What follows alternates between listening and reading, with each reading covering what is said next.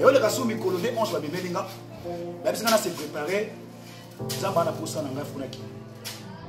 Et puis bah il va kéi. Ayo me manga il tourne au kéi. Et les kimi koto va venir à kéi. Là qui s'était faire 4 heures du matin. Esprit n'a pas été déplacé. Mais quand je partais, madame m'a avec une grande vitesse.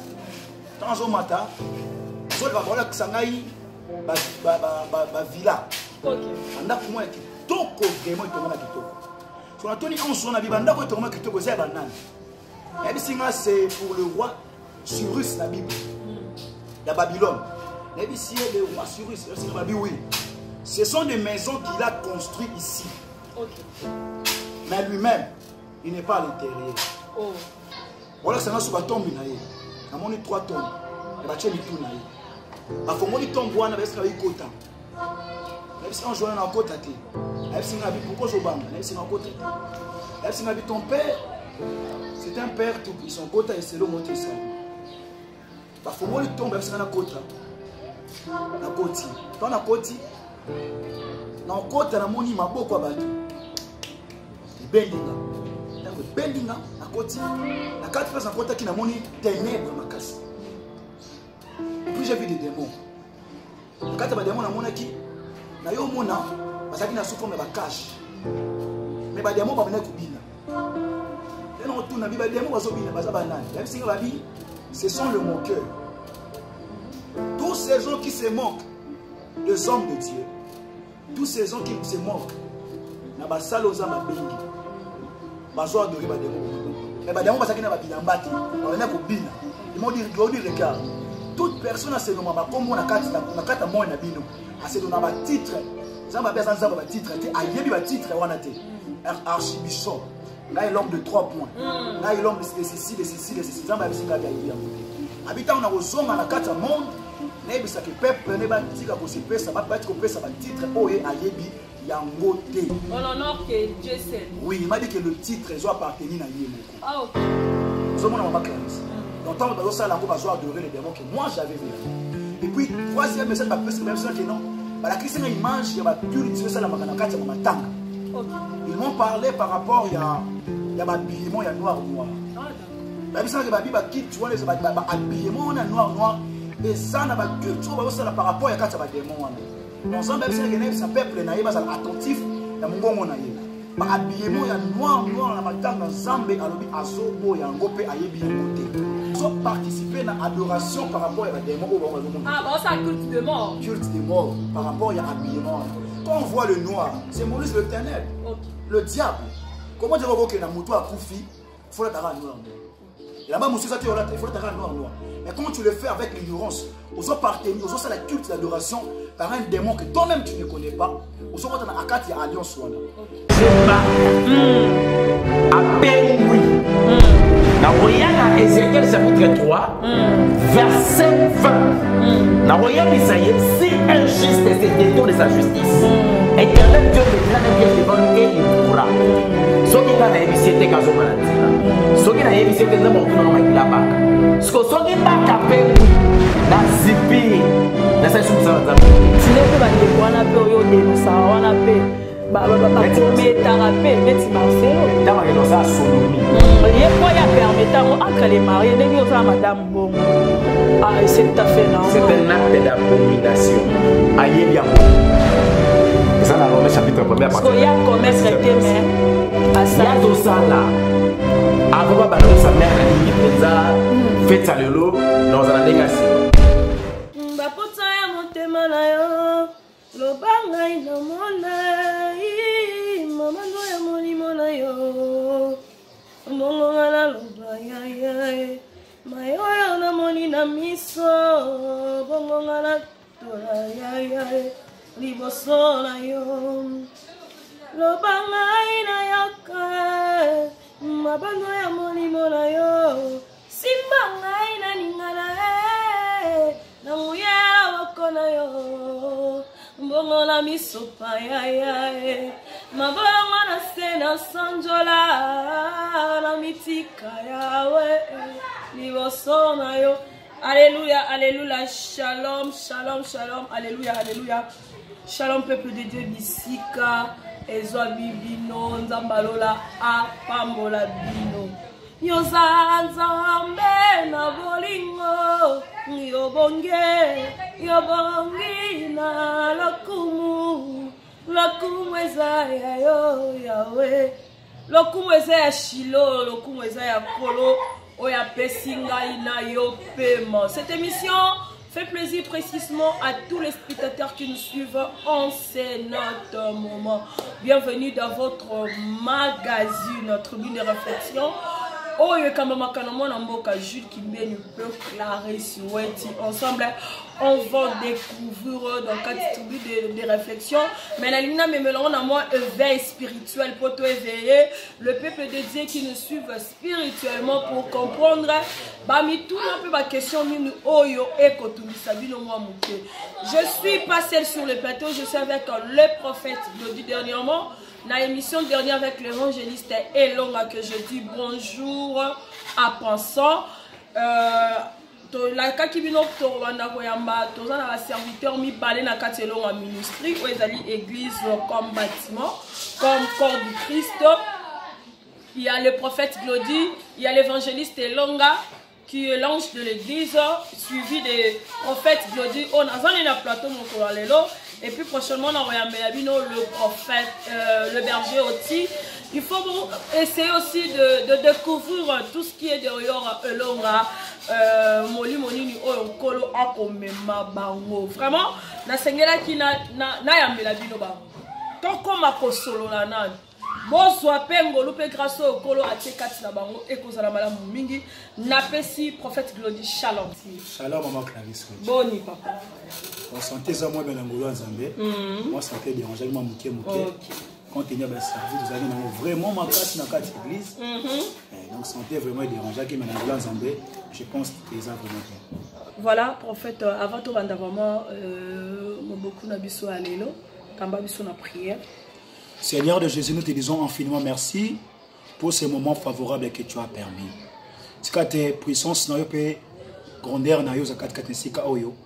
enseigne-nous encore et révèle encore des choses cachées dans le nom de Jésus-Christ Nazareth.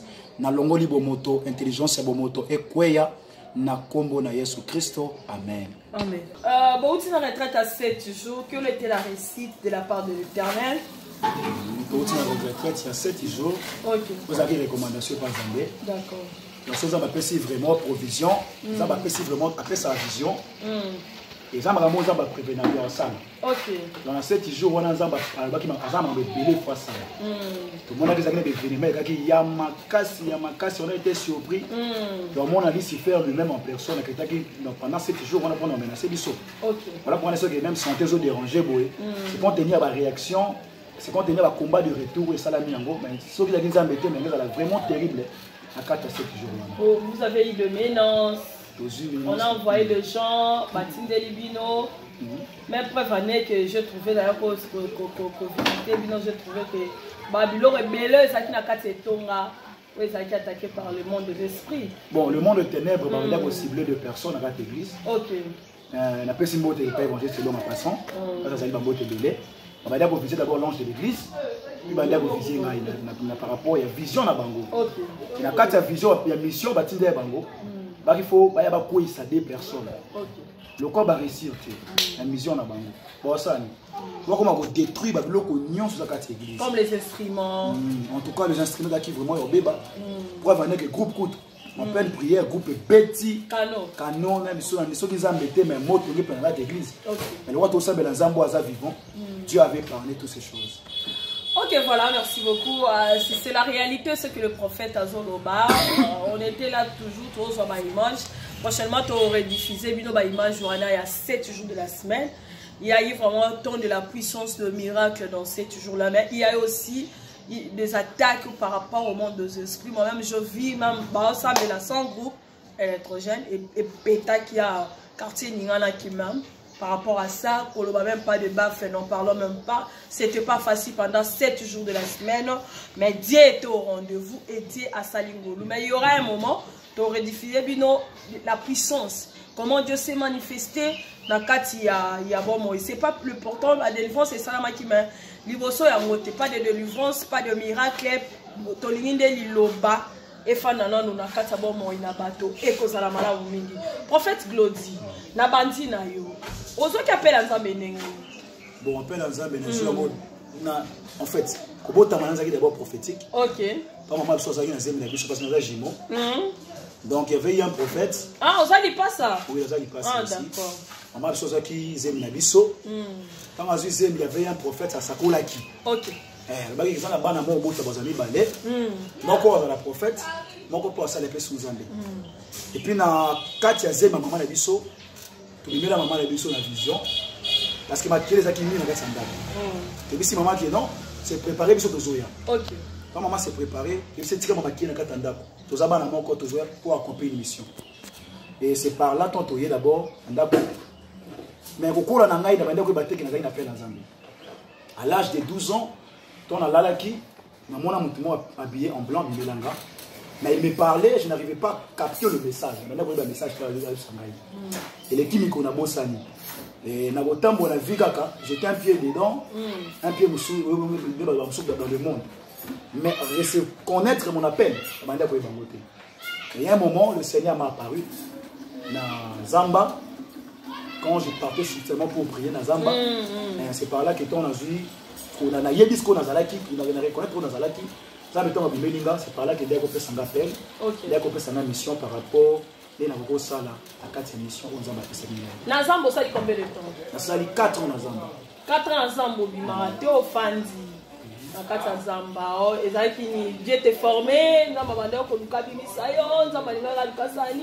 quel est vraiment c'était le message pendant 4 ans ensemble? En fait, il y a toujours une chose qui maman clarisse. Lorsque Nzamba béni Moïse, Abi quitte la maison d'Égypte, le Seigneur a eu tant de reformer Moïse. Moïse a passé tout le temps dans la formation. Le Seigneur ne peut pas envoyer quelqu'un sans pourtant avoir formé. Parce que il ne faut pas y baquer. Tant que nous avons bien la mission, nous avons 3 éléments. Nous avons la formation, information, il faut informer, il faut avoir équipement par rapport à la mission. Tant que tu n'es pas formé, le Seigneur ne peut pas t'envoyer. Le Seigneur a pris pendant 4 ans de me former. Il y avait des choses dans l'accès. Il y a un message vraiment trop capital à 4 ans dans Zamba. Comme on dit que ça n'a pas vraiment été facile. Banyoka babima, nazo vraiment ba risque belé, bamboula, là la libana bamboula, sans drap, sans maman, sans papa, moutouté, même quand c'était vraiment difficile. Même j'avais même pris la décision qui m'a coûté 4 ans. Mais comme j'ai formation en Zambé, Zambé coûte à protéger. Beaucoup de combien de points même par rapport à Kosukosu Nanga poumon et comment vraiment la poumon Kosukosu on a nazo kosola pe boy c'est par rapport à la prière la force de prière ko ganga na Zamba ça n'a pas vraiment été facile. Donc c'est ça dans un risque tellement élevé pour vraiment que même les anges de Bali s'y fait moi en Paris même na kata Zamba na dans les actes de risque dans un vraiment élevé par rapport à 4 ans na Zamba. Mais le Seigneur aussi a fait ça, sous mission trop capitale et que tant que les gens, étant que prophète de Dieu, ça l'a vraiment étonné. Dans chaque saison ou dans chaque époque, le Seigneur a mis un prophète. Lorsque le Seigneur a mis un prophète, le prophète doit apporter un message. Oui, c'est tellement capital. Voilà pourquoi moi, dans l'ancienne alliance, lorsque le prophète va venir au Bima, les gens tremblaient. Mon prophète va monter directement un message. Donc, le Seigneur a pris toutes les 4 ans, il a enseigné. Il y a police esprit nangai, il y a briser nangai, il y a talisa vraiment marche vraiment suivre. Mais nakati il y a 4 ans en Ngomba, je pense qu'un jour j'étais avec l'évangéliste et là on a 4 ici là. Dans un témoignage que des anges m'abîmaient là, visiblement il y avait 2 personnes m'apparaître le prophète Glody qui tala va bien la en fait maman Clarisse, dans un bien ngai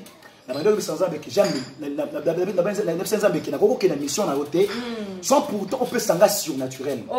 Il m'avait dit que le même miracle était un bon musée à Edina Bal. Dans deux choses par rapport à l'appel. C'est un peu sa profondeur, la grandeur. Il y a trop de particularités dans la surnaturelle. Une fois je prie, on a raison, une fois je priais seulement la Zamba, non prier. Il y a eu des apparitions des anges vers 4h ou 3h du matin. Maintenant, c'était terrible. C'était moi-même, je n'arrivais même pas. Quand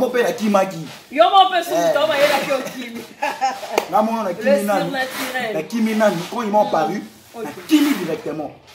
Mais Tom Abimelenga, c'était juste pour assurer ma sécurité. Il y avait un ange qui avait le paix. Avec des galons à l'attaque. On a monnier directement. La manière dont Kazaki n'a comme ce sont les esprits, qui n'y directement. Babimelanga vraiment. Ça, pour moi, c'est la vérité. Babimelanga. La 4 ans, on a le tomo kolo Pesio Estas. Ok. L'homme de l'Estas. L'évangéliste Long a parlé de l'Estas. Mais la formation dont Kolo a même pendant 4 ans, c'était l'Estas. Expliquez-nous au bateau, Estas, et puis au côté de la témoignage Estas. En fait, quand on parle de l'Estas, d'abord c'est ça biblique. D'accord. Acte chapitre 22, le verset 17. Acte 22. Tout en avant, Acte chapitre 22, le verset 17. Acte 22, verset 17, je lis au nom de Jésus-Christ. Amen. De retour à Jérusalem, comme je priais dans l'état, je fus ravi en extase. Parole du Seigneur. Amen. Alors, quand j'ai prié dans le temple, mon esprit était ravi. Donc, Dieu a pris l'esprit de Paul dans un autre monde. La Bible dit que Jésus-Christ a dit il faut que nous la place où on a routaki. Les disciples vont se poser des questions. Il dit je ne suis pas dans le monde.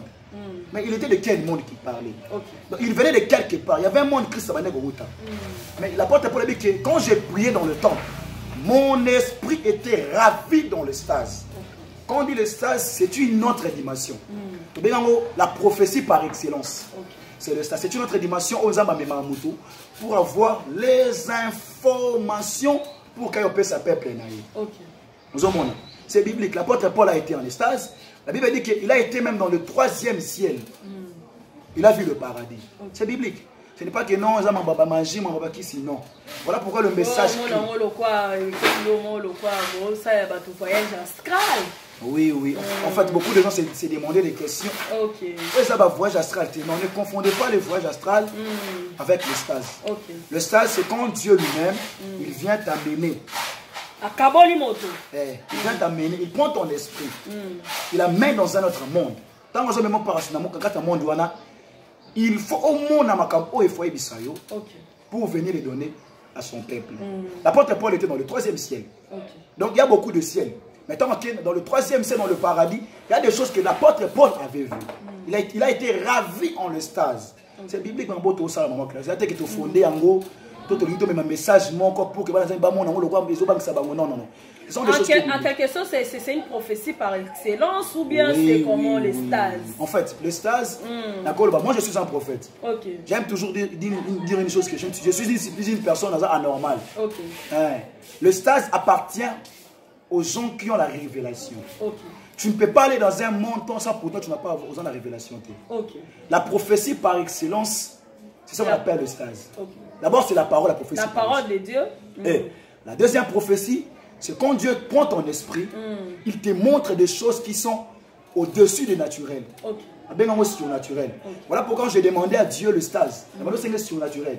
Il m'avait dit qu'il va me faire grâce. Non, c'est-à-dire que à Kabolio, ça se fait comment? Ça se fait comment? En fait, on a un mystère. Personne ne peut comprendre. Moi, ma première stage au temps d'abord. Quand les anges m'ont parlé pour me prendre, na 4 ans, je n'arrivais pas à sortir.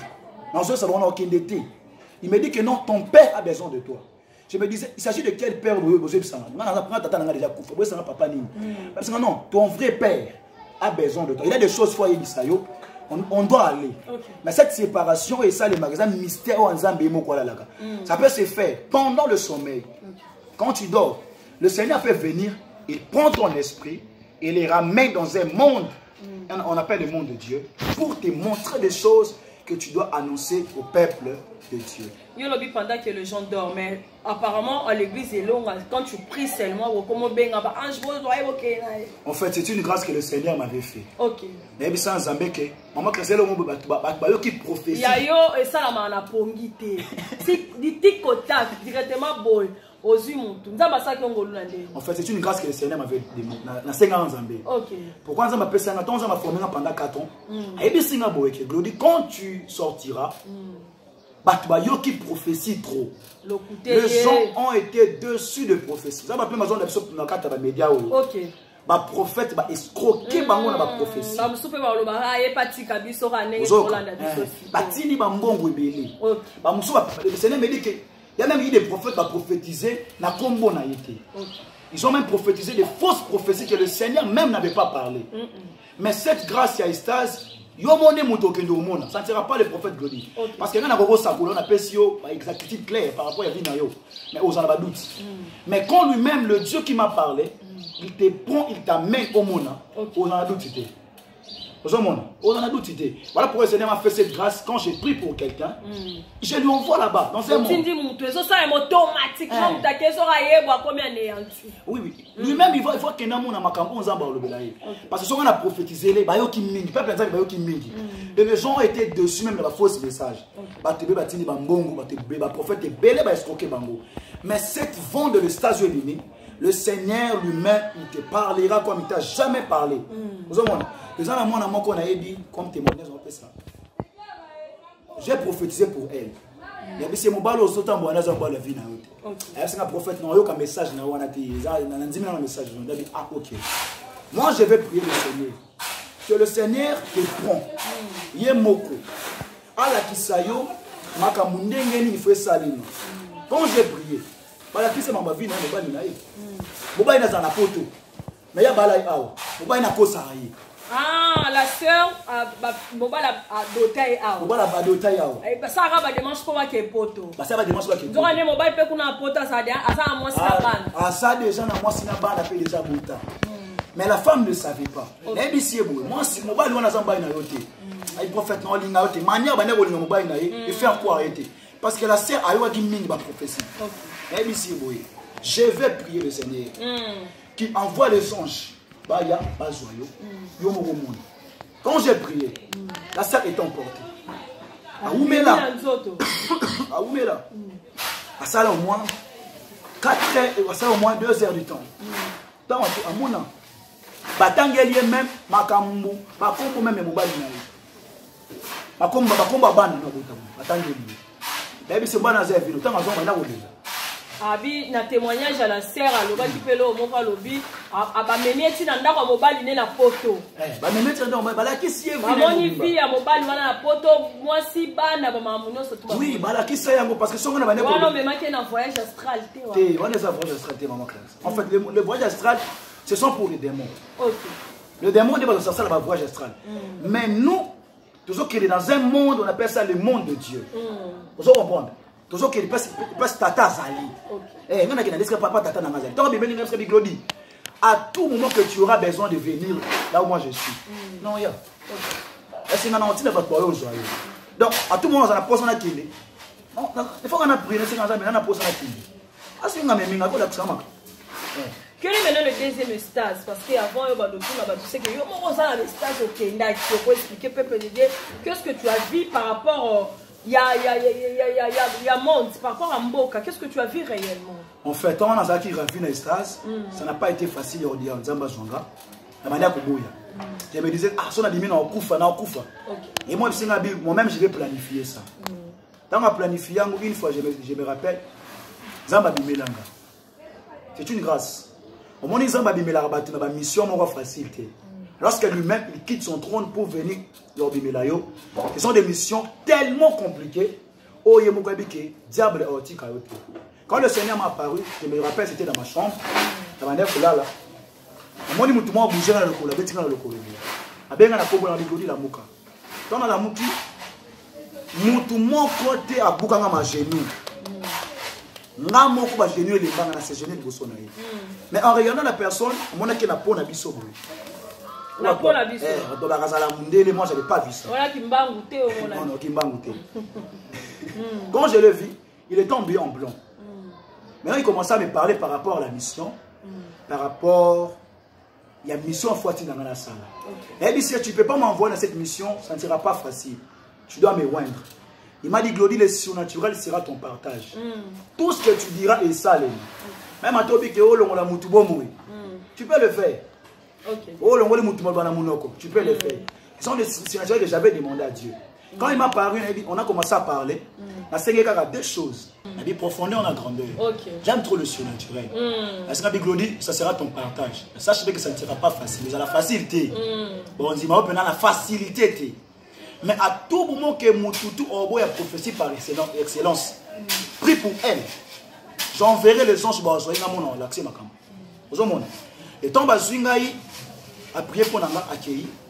Et on a soumis colonné ange va bemelinga. Même si on s'est préparé, Zamba na posa na ngafuna ki. Et puis ba bimi ba kei. Ayo me mangai ton accueilli et les kimi koto ba bemelinga accueilli. Na là qui c'était vers 4h du matin. Esprit n'a été déplacé. Mais quand je partais, je m'attendais avec une grande vitesse.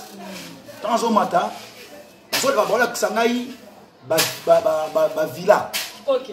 Anda pour moi kitoko vraiment itonga kitoko. Sur la toni on son abibanda ko itonga kitoko c'est banane. Et bien c'est pour le roi Cyrus la Bible. Il y a Babylone. Mais ici le roi Cyrus, c'est Babi oui. Ce sont des maisons qu'il a construites ici. Ok. Mais lui-même il n'est pas à l'intérieur. Oh. Même si on a construit un qui toque au boye, mais il y a ces régions à Zakata Banda contre. Même si on a le biboye. Et ça, c'est ce salabo l'amour de côté royaume Manzambe. Ah, ok. Même si on a un autre. Même si on a 4 mots qui par rapport à parcours, il a construit des maisons par rapport à ses œuvres. Mais lui-même, la 4 place où il y a sa lettre à se réjouir. Ce sont ces enfants qui vont bénéficier par rapport à Makampo Yassani. Vous voyez, il y a vraiment tala banda ko bela tonga. Nemo wazala kiti. Wala sanga suba tombe na ye. Namoni 3 tombes. Et ba tcheli tout na ye. Ba fongoli tombe wana ba sika ikota. La sika on joue na kota te. La sika bi pourquoi je banga, la sika kota te. La sika bi ton père c'est un père tout puissant kota et c'est le mot Israël.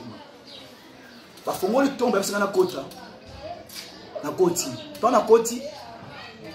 Na kota na moni maboko batu. Bendinga. Tango bendinga na koti na 4 fois en kota qui na moni ténèbres makasi. Et puis j'ai vu des démons. Na 4 ba démons na mona ki na yo mona basaki na souffre mais ba cache. Mais ba démons ba bana kubina.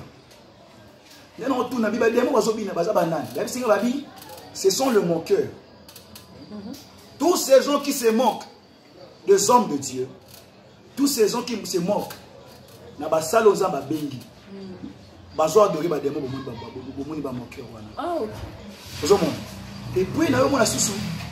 Ba la singa ba démon ba bande ko se nommer ba titre. La singa ba bi toute personne a se nommer ba kombo. Oh la queen. Ngai princesse. Ngai cheval blanc. Ngai zaboui. Bazo adorer. Ngai évêque aux archibishop. Archibishop. Oh ngai peut-être évêque ceux qui nient. On a ceux qui prophètent des nignons. Dieu me dit ceci, le titre, il va titre. Ok. Ce ne sont pas les titres. Et j'ai vu les démons, la culte, il y a des démons. Que toute personne, quand il est fait, il va adorer les démons. Donc, si je comprends mieux, le message Père Eza par rapport à la nomination, l'homme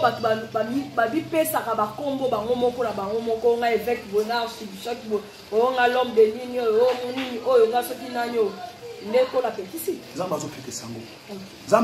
tous ces gens-là, bazo obéir, bazo adorer un démon que moi j'avais vu là-bas. Mais les démons, ils m'ont dit, regarde. Toute personne a ses noms, comme on a 4 mois, a ses noms, titre, Zamba Bezan Zamba titre, ayebi ba titre wana te. Archibishop. Là il l'homme de 3 points. Là il l'homme de ceci, de ceci, de ceci. Zamba bisinga dia yebi yangote. Habitant na ozonga na kata monde, nebisa ke peuple ne batika ko se pesa ba ko pesa ba titre oye ayebi yangote. On honore que Dieu seul. Oui, il m'a dit que le titre doit appartenir à Yemoko. Ah OK. Vous avez maman Clarisse. Donc tant que ça là on va adorer les démons que moi j'avais vu là-bas. Et puis troisième message ba personne que non. Bah la Christienne image il y a ba culture ça la magana kata mama tanga. OK. Ils m'ont parlé par rapport il y a ba habillement il y a noir. Ah d'accord. Bah bisa que ba bi ba culture les ba habillement on a noir et ça na ba culture ba ça par rapport il y a kata ba démon wana. Donc ça même si ça peuple na yeba attentif ya mongongo na ye. Ba habillement il y a noir na matanga Nzambe alobi azobo ya ngope ayebi yangote. Maintenant, il a pas noir style wana, rythme, façon de mode wana. Oui, il y a matanga comment la so que matanga faut la ta noir et utawa. Non, ils attendent la Bible dit que mon peuple est péri par manque de connaissance. Okay. Quand tu n'as pas la connaissance par rapport aux écritures de Dieu, au bon moment Clarisse. Mais voilà pourquoi le Seigneur m'a envoyé pour que nous révèle l'esprit à battre. Que tant que les gens le font, parce que participer à l'adoration par rapport à des morts. Ah, bon, ça culte de mort. Culte des morts, par rapport à l'habillement. Quand on voit le noir, symbolise le ténèbre, le diable. Comment dire que la moto a Koufi, il faut la tara noir. Et là-bas, il faut la tara noir. Mais quand tu le fais avec l'ignorance, aux appartenir, aux la culte d'adoration par un démon que toi-même tu ne connais pas, aux autres il y a alliance. Voilà pourquoi le Seigneur m'a dit que non, parle à mon peuple, il y a ignorance, il y a habillement, il y a noir, zambabi, ayebi, yangote. Donc le plus grand message pour nous la résumer, ce ne sont pas le bienfait que vous avez la carte à mon pays. Même quand tu envoies le dîme. Ok. Là, tu es au monde. Tu es soutenu par orphelin. Mais quand tu demeures dans le péché, tu ne veux pas te dépouiller. Dans ma piscine, au côté du royaume. Donc, au cause de ça, la bolam, aux autres, ça va donner tout le monde à la mission, sous qui a dit qu'il va avoir orphelin, politicien, sous qui va dire qu'il va avoir famille, sous sous maintenant, on est à obi la vie à sanctification. À se dépouiller. Donc, oui, c'est ça le message clé que le Seigneur m'a envoyé pour donner à son peuple. Okay. Les gens, basés dans la ignorance, ils pensent que quand on a ça la bolam, des fois on a côté dans l'eau là. Non. Le cœur. Si réellement on a la motema, je ne pense pas par rapport à bien fait au Alexandre ya roi Cyrus. Là banda ko atunga. Na koti yango ta. Ozomona. Même si c'est ça exemple oyo na la kisi yo glodi.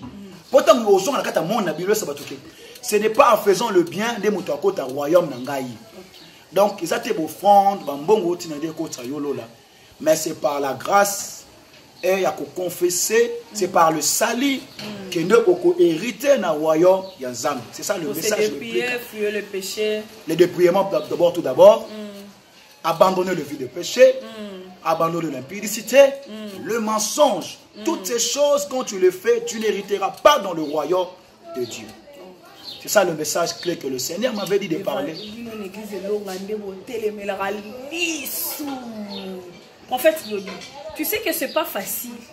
Ça la journée mobile. Ça qui a tout ça. Ce n'est pas facile, oui. Tant que nous vivons dans ce monde, le diable est là. Okay. Vous savez, le diable travaille avec une grande vitesse que maman classe, tu n'as pas l'idée. Il a des stratégies. Oh, il y a Salaka. Mais le peuple de Dieu sont dans l'ignorance. Okay. Quelles sont les stratégies que le diable a présentées? Les ambongo, impudicité, le mensonge. Le diable a présenté toutes ces choses. Okay. Mais ce que la Bible dit que, Psaume chapitre 1er, errez l'homme qui ne marche pas selon le conseil des méchants. Okay. Et qui ne s'assied pas dans les compagnies de mon cœur. Quand tu ne marches pas dans le conseil des méchants, ce n'est pas facile dans ce monde. Mais avec l'aide du Saint-Esprit, Dieu va t'aider à surmonter toutes ces choses. Et ça facilité, malgré ma soume, malgré mon kilote, mais l'Esprit Saint domine. L'Esprit Saint est là pour dominer. Et la parole, le parole par excellence, c'est la parole de Dieu. C'est Seigneur mon cas devant la Bible pour méditer. L'homme doit être, ou la femme doit être à l'écoute de la parole de Dieu. Vous comprenez? En lisant la parole de Dieu, les moutons qui parlent, nous avons vous comprenez? Mais quand tu cherches, tu prends ton oreille, vous pouvez seulement trop koyoka. Et si mbaté. Et tant que ça nous avons besoin de stage, on va aller prendre ma tête, prendre ma tête. OK. Ils en a bablo mo et télémisango boy. Ce sont des démons. Oh, je vous dis vrai, ce sont les démons. Moi je vous dis, ce sont les démons. Peut-être que les gens sont dans l'ignorance par rapport à Magambouana. Et ça, tant que ça ils n'ont pas, il y a eu des cérémonies au Salim à la Katuana. Mais les gens ne sont pas conscients de la Katuana. Voilà pourquoi. Dans chaque époque ou dans chaque moment, accident est au Salim. Pourquoi? Ils ont des sacrifices au Basalawana. Et là, quand ils mettent un dit, et ça m'a beaucoup abattu. Donc, quand nous vivons dans ce monde, c'est Dieu qui le permet de le faire. Donc, c'est un peu ça que le peuple de Dieu sort de l'ignorance, que le peuple de Dieu doit rester à l'écoute de Dieu. Ça sera vraiment une grande chose. Mais par rapport à tout ce qui se passe, par rapport à les réseaux sociaux, à bateau, Bazabanani, la prophète étant que l'autre prophète, tu crois vraiment que tout ce qui se passe dans les réseaux sociaux, parce que tu auras pu retomber, prophète ou escroquer, bon, prophète ou sali, prophète ou sali. Mais donc, l'émission, il y a eu prophète, il y a Elon en ministère par rapport au peuple de Dieu, un mot pour en clôture. Maman Claire, c'est le Seigneur m'a envoyé pour restaurer la vie de beaucoup de gens qui ont été blessés, d'abord par le prophète et par le prophétie.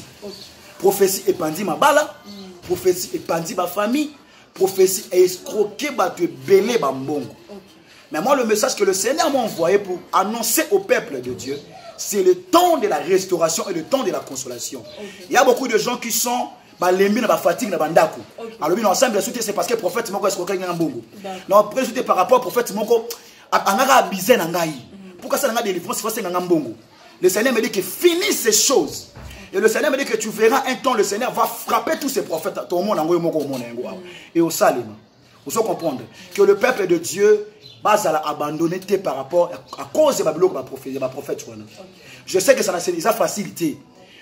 Qui désespéré dans ma prophète. Mais moi, je suis venu pour annoncer à quelqu'un que la Bible dit que confiez-vous à mes serviteurs et le prophète, vous réussirez. Dans cette église de Longa, nous servons un Dieu véritable. Et le surnaturel, c'est notre partage. Que le peuple de Dieu va vraiment dans avec l'aide du Saint-Esprit, Dieu fera quelque chose dans leur vie. Et voilà, on est arrivé vraiment à la fin de cette émission. Ce que vous avez vraiment monté, vous avez préparé pour le royaume de Sié, au Kimasali. Maman, quand ça bosse à nous, on a annoncé par rapport à tout le monde. Mouto, tout a un problème. Je sais qu'il y a beaucoup de gens qui ont des problèmes dans leur vie. Peut-être que le dossier est compliqué. Il y a un problème. Vous comprenez? Un dossier, mais dossier, pour pas faire son bon, mais comme une complication. Au tika ba dossier pour ça ba dossier mambo par rapport à mikanda mais simbate. Au bon ça ba bloque belé. Au sali be fort na bo motoné simbité. Moi je suis là. Vous comprenez? Nous avons un groupe de prière que le Seigneur nous a donné pour soutenir le faible. La Bible dit que le fort soutient le faible. Et nous biso de catégorie il faut prier avec l'orientation, avec la révélation. On ne peut pas prier avec des orientations. Si vous avez un problème, vous avez une situation, vous avez dérangé, quand nous déjà, il est déjà, tu peux nous appeler par le numéro dans le bas écran. On va vous donner des directives. On va prophétiser pour votre vie. Parce que c'est ça notre travail. Un prophète n'est pas un homme à blaguer. Aujourd'hui, les gens jouent avec le prophète. Bon, l'équipe escroquerait l'équipe prophète. Maman Clarisse, escroquerie na bango zalaki ancien. Zaki on les cas. Mais cette fois-ci, toi me canon zambé lo. Denis pas au Misabino. Non, en fait, Azobo Misabi sauté. Denis commence à exposer sa vie qui se faisait dans le ténèbre. OK. Vous comprenez? La Bible dit que je connais ce qu'ils font dans le ténèbre. C'est que Denis parle aujourd'hui. C'est la vérité. Ce sont des choses que Dieu avait parlé qu'il va lui exposer. Pourquoi mon noté? Mais dans cette époque que nous sommes, nous les prophètes, les jeunes prophètes, nous apportons un vent. Peut-être la prophétie par excellence, c'est l'extase. Si tu as besoin de toi-même, tu appelles. On priera pour toi. L'excellence là, c'est phase B. Parce que phase A, c'est la parole de Dieu. Phase B, c'est le stade. La parole de Dieu est là pour mettre les fondements. Nous sommes là pour mettre les fondements. Nous ne sommes pas seulement les prophètes ou à non. Mais nous sommes là à révéler les Écritures. Pas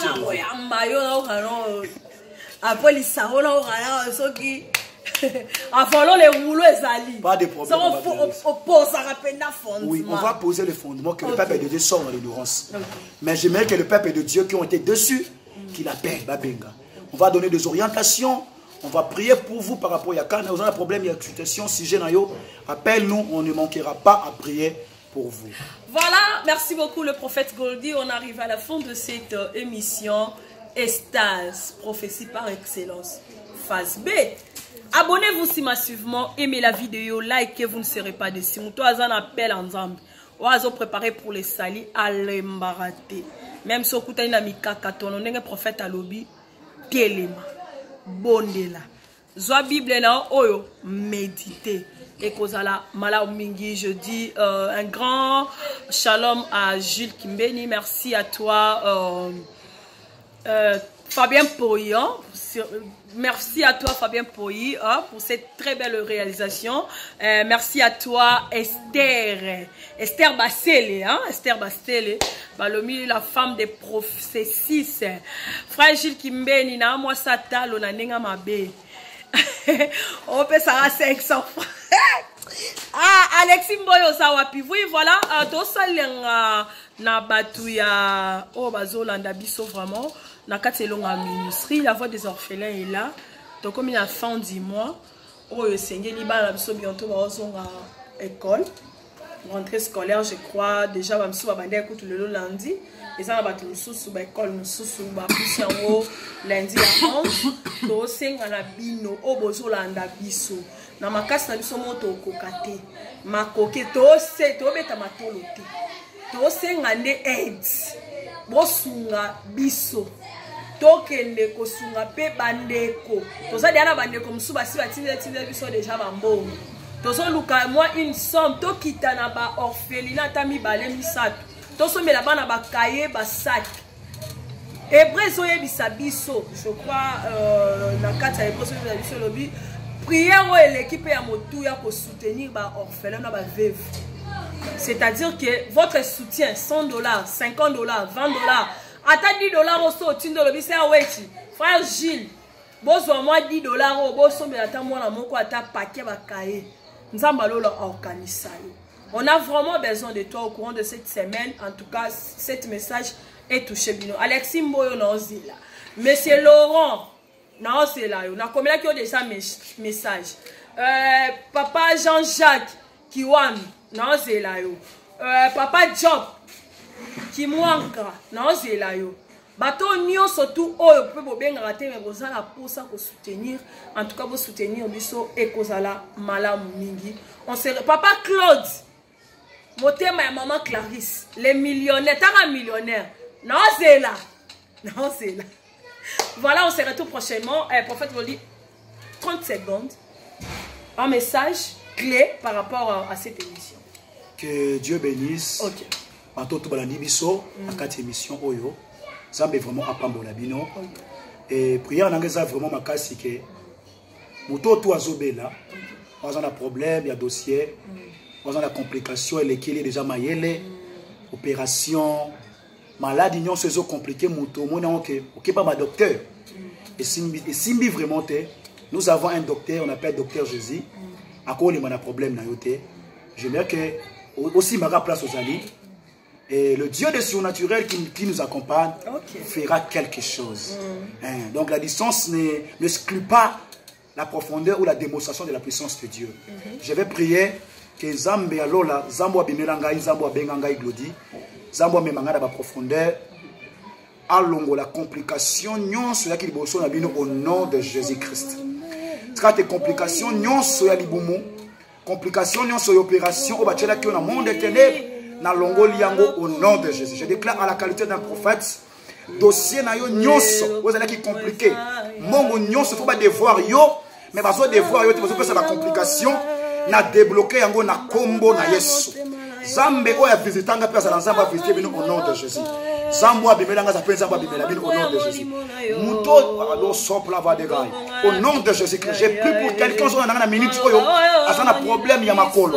Zamba zola c'est un problème à makolo. J'ai prié pour cette personne avec que problème à makolo s'arrêter au nom de Jésus Christ s'arrête. Que problème nyo sa complication makolo na arrêter yango na pombo na Yesu Christ s'arrête. Traité surnaturel, Dieu à la partage na bino na kombo na Yesu Christ. Amen. Amen. Merci. On se retrouve prochainement avec un nouveau numéro. Soyez bénis. Bobby Kanakombo na Yesu Christo de la part de cette prière. On se retrouve prochainement. Bye.